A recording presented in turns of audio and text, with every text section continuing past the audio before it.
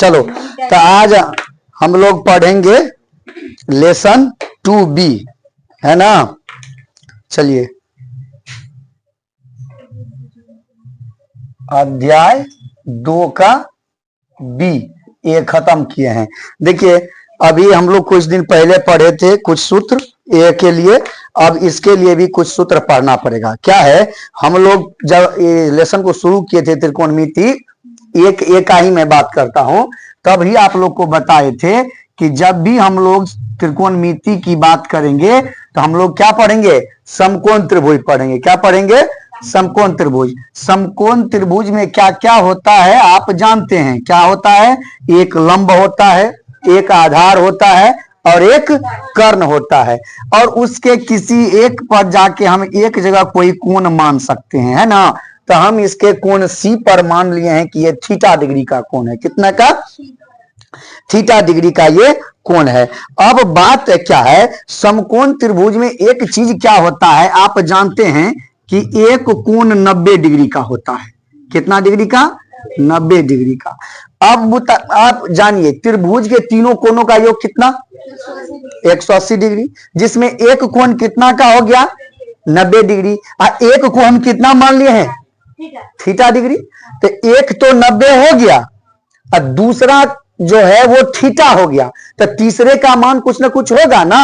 अब बताए तीसरे का मान हम कैसे ज्ञात करें, अगर करना हो हमें तो देखिए हम जानते हैं कि त्रिभुज के तीनों कोणों का योग कितना होता है, 180 डिग्री। यानी कि अगर मैं यहां पर आपसे बात करूं तो क्या होगा बताइए कि कोण ए प्लस कोण बी प्लस कोण सी बराबर कितना होना चाहिए, 180 डिग्री होना चाहिए ना। अब बताइए कि आप यहां पर देखिए कोण ए को अभी हम छोड़ देते हैं, लेकिन अगर मैं कोण बी की बात करूं तो कोण बी कितना डिग्री का है, 90 डिग्री। और कोण सी कितना का है, थीटा बराबर कितना हो जाना चाहिए, 180 डिग्री। ऐसे ही आप मुझे बताइए कि कोण ए और कोण थीटा को आप रहने दीजिए। अब मैं अगर इसको इधर भेज दूं 90 को, क्योंकि आप चर अचर का नियम पढ़े हुए हैं, तो क्या हो जाएगा 180 माइनस 90, तो कोण ए प्लस कोण थीटा बराबर कितना होगा, 90। माने तो आप पहले से जानते हैं ना कि एक कोण होता है 90 डिग्री, तब बाकी दो कोण होना चाहिए 90 डिग्री। 90 में एक 89 भी हो सकता है और एक 1, यानी कम से कम एक होना है, और अधिक एक ज्यादा से ज्यादा 89 हो सकता है। लेकिन 90 को क्रॉस नहीं करेगा, 90 तक दोनों मिलाकर 90 नहीं होना चाहिए। 90 से हमेशा क्या रहेगा, छोटा होना चाहिए, है ना।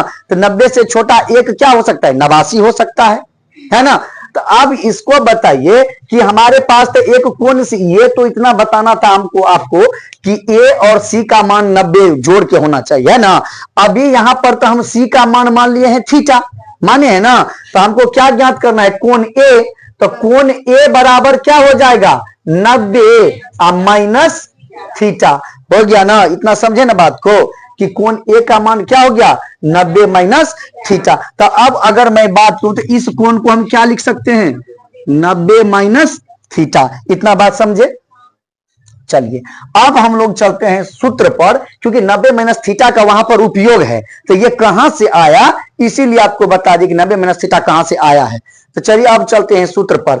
आप पीछे के जो लेसन हम लोग पढ़े थे ये 2a, उसमें क्या बताए थे आपको, साइन थीटा बराबर होता है 1/कोसेक थीटा बताए थे ना। लेकिन इसमें ऐसा नहीं है। इसमें क्या है वो अभी आपको हम बताते हैं। इसमें क्या है कि साइन थीटा का उल्टा होता है कॉस थीटा।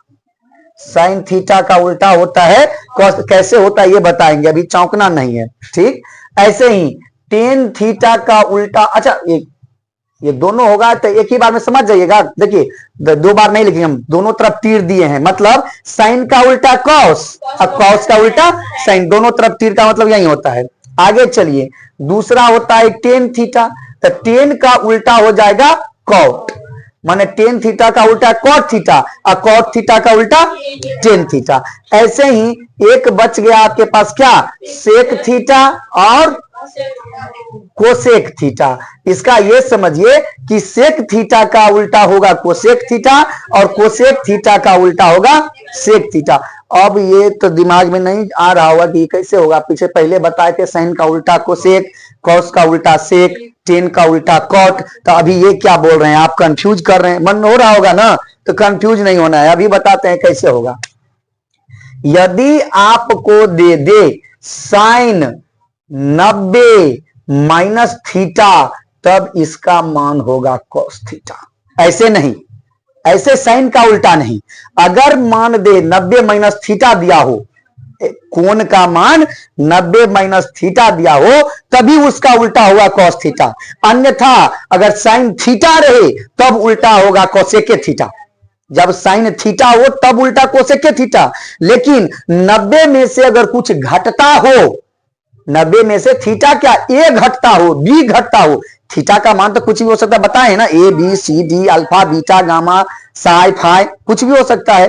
तो अगर 90 में से कुछ घट रहा हो तो साइन का उल्टा कॉस। ठीक इसका उल्टा, अगर कॉस में 90 में से कुछ घट रहा हो तब हो जाएगा साइन थीटा।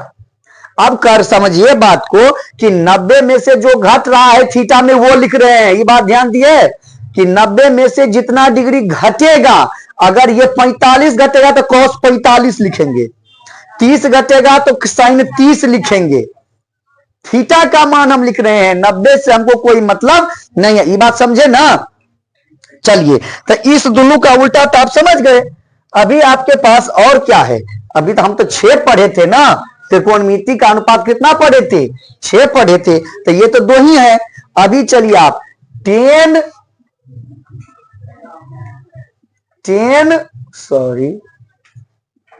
90 माइनस थीटा, तो ये क्या हो जाएगा, कॉट थीटा, क्योंकि 10 का उल्टा कॉट। यही बात फिर कॉट 90 माइनस थीटा, तब क्या हो जाएगा, 10 थीटा। ठीक ठीक, फिर चलिए सेक 90 माइनस थीटा बराबर कोसेक थीटा और कोसेक 90 माइनस थीटा बराबर सेक थीटा। ठीक है, तो ये 6 सूत्र इसमें जो है इसी 6 का काम है मूल रूप से। बाकी तो जितना पढ़े हैं काम आता ही है, लेकिन इस लेसन के लिए ये 6 सूत्र इंपोर्टेंट है। तो पहले आप इसको उतारिए, फिर हम इसके प्रश्न पर चलेंगे। इतना ही जाओ, इस चैप्टर का बेसिक क्लास इतना ही है, सूत्र इतना ही है।